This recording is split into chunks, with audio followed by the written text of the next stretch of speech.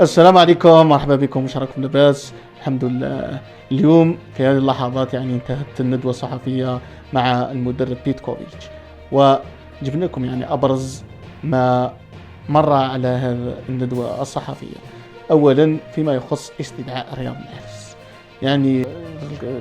الأسئلة تاع الصحفيين جات حول رياض محرز، وقالهم باللي هو اللي طلب الإعفاء من هذا التربص وأنه غير جاهز بدنيا، وهذا الشيء اللي لاحظناه في الكأس إفريقيا الأخيرة. وأيضا تحدث أيضا على سليماني، أيضا قال بأنه عدم استدعاء سليماني راجع لتغييره للفريق في الفترة الأخيرة، وقال بأنه لاعب جد مهم وعنده إمكانيات كبيرة، والأبواب دائما مفتوحة في المستقبل لهذا اللاعب.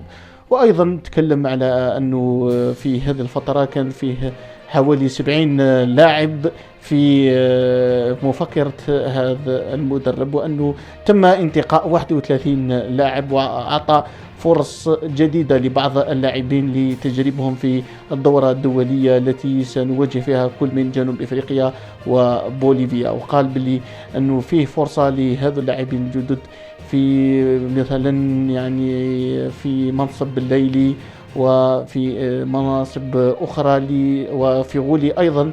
قال بلي أنه فيه لاعبين راح نجربهم في هذه الدورة الدولية والأبواب تبقى مفتوحة. وقال بلي أنه لازم يكون فيه انضباط داخل التربص القادم، وأني نعطي بعض الفرص للاعبين آخرين مثل براهيمي. قال لك لازم نشوفه في هذا التربص الأخير باش نقدر نحكم عليه هل يواصل أم لا.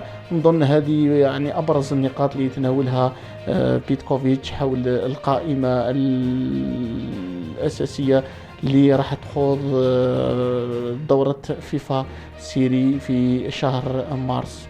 نظن باللي هذا. وايضا تكلم احنا حتى الطاقم المساعد، قال بلي انه فيه مدربين مساعدين من الجزائر وهو نغيز، وايضا مدرب الحراس برما. قال لك بلي راح يسهلوا له نوعا ما من أجل اكتشاف عقلية اللاعب الجزائري، وراح يكون تناسق مع هذا الطاقم الفني. وإن شاء الله هذا المدرب راح يعطي الإضافة اللي كانت خاصة، وأيضا من أجل التأهل إلى نهائيات كأس العالم المقبلة بإذن الله.